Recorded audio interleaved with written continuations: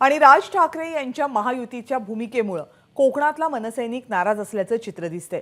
ज्या लोकांनी कोकणामध्ये मनसे संपवण्याचं काम केलं, आम्हाला खोट्या गुन्ह्यांमध्ये अडकवून अटक केली, मनसेनं निवडून आणलेल्या ग्रामपंचायती फोडल्या, अशा लोकांसोबत काम कसं करायचं हा सवाल मनसेचे राज्य सरचिटणीस वैभव खेडेकर यांनी उपस्थित केला। यावेळेस त्यांनी सुनील तटकरेंवरही टीका केली। या कोकणामध्ये गेली 20 वर्ष महाराष्ट्र नवनिर्माण सेनेची वाटचाल अतिशय संघर्षमय राहिलेली आहे आणि या संघर्षामध्ये अनेक लोकांनी हा पक्ष संपवण्यासाठी काटोकाट प्रयत्न केले। आम्ही सगळे सन्माननीय राजसाहेब ठाकरे यांचा आदेश मानणारे लोक आहोत आणि त्यांच्या आदेशाचं तंतोतंत पालन होईल।